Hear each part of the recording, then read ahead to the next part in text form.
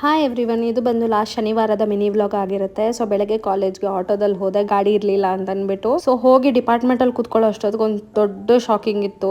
And ನನ್ನ table ಪೂರ್ತಿ ಬರೀ ಆನ್ಸರ್ ಪೇಪರ್ಸೇ ಇತ್ತು ಇಂಟರ್ನಲ್ಸ್ದು. ಸೊ ಅದನ್ನು ಕರೆಕ್ಷನ್ ಮಾಡಬೇಕಿತ್ತು.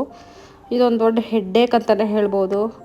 ಎಷ್ಟು ಪೇಪರ್ಸ್ ಕರೆಕ್ಷನ್ ಮಾಡ್ತಿದ್ರು ಮತ್ತೆ ಮತ್ತೆ ಬರ್ತಾನೇ ಇತ್ತು, ಅಷ್ಟು ಕರೆಕ್ಷನ್ ಮಾಡ್ತಿದ್ವಿ. ಸೊ ಸೆಂಟ್ರಲ್ಲಿ ಸ್ಟೂಡೆಂಟ್ಸ್ ಎಲ್ಲ ಬಂದು ಸ್ವಲ್ಪ ಅವ್ರ ಸೆಂಡ್ ಆಫ್ ಇತ್ತು ಅಂತ ಇನ್ವೈಟ್ ಮಾಡಿದ್ರು. ಸೊ ಆ ಫಂಕ್ಷನ್ಗೆ ಹೋಗೋ ಅಷ್ಟೊತ್ತಿಗೆ ಇದನ್ನೆಲ್ಲ ಕೊಟ್ಟರು. ಸೊ ಮುಗಿಸ್ಕೊಂಡು ಸಂಜೆ ಆಗಿತ್ತು ಮನೆಗೆ ಬರೋ ಅಷ್ಟೊತ್ತಿಗೆ.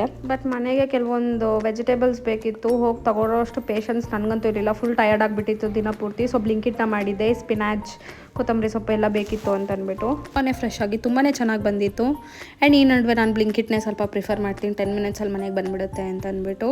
ಆ್ಯಂಡ್ ಆದಷ್ಟು ನಾನು ಫುಡ್ಡಲ್ಲಿ ಸ್ವಲ್ಪ ಸ್ಪಿನಾಚಸ್ ಎಲ್ಲ ಈ ನಡುವೆ ಇಂಟ್ರಡ್ಯೂಸ್ ಮಾಡ್ಕೋತಿದ್ದೀನಿ, ಸ್ವಲ್ಪ ಹೆಲ್ದಿ ಲೈಫ್ ಸ್ಟೈಲ್ಗೋಸ್ಕರ.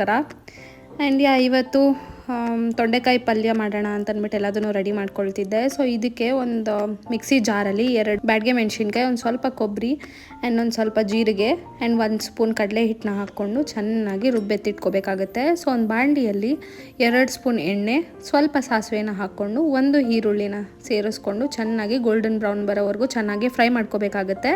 ಅದಾದಮೇಲೆ ನಾನು ಉಪ್ಪು ಹಾಕಿ ಸ್ಟೀಮ್ ಮಾಡ್ಕೊಂಡಿರೋ ತೊಂಡೆಕಾಯಿನ ಇದರಲ್ಲಿ ಆ್ಯಡ್ ಮಾಡಿ ಚೆನ್ನಾಗಿ ಮಿಕ್ಸ್ ಮಾಡಿಕೊಂಡೆ. ಆಮೇಲೆ ನಾವೇನು ಆವಾಗಲೇ ರುಬ್ಬಿಟ್ಕೊಂಡಿದ್ವಲ್ವ ಕೊಬ್ಬರಿ ಮತ್ತು ಚಿಲ್ಲಿ ಪೇಸ್ಟ್ನ, ಅದನ್ನು ಸೇರಿಸ್ಕೊಂಡು ಚೆನ್ನಾಗಿ ಆಯಿಲಲ್ಲಿ ಸ್ವಲ್ಪ ಹೊತ್ತು ಫ್ರೈನ ಮಾಡಿ 1 ಸ್ಪೂನ್ ಧನಿಯಾ ಪೌಡರ್ ಮತ್ತು ಒಂದು ಸ್ವಲ್ಪ ಕೊತ್ತಂಬರಿ ಸೊಪ್ಪಿಂದ ಗಾರ್ನಿಷ್ ಮಾಡಿಕೊಂಡು ಚೆನ್ನಾಗಿ ಮಿಕ್ಸ್ ಮಾಡಿಕೊಂಡ್ರೆ ತುಂಬಾ ಟೇಸ್ಟಿಯಾಗಿರೋ ತೊಂಡೆಕಾಯಿ ಪಲ್ಯ ರೆಡಿ.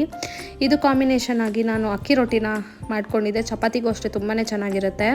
ಸೊ ಇದಾಗಿತ್ತು ನನ್ನ ಶನಿವಾರದ dinner recipe. Thank you so much for watching.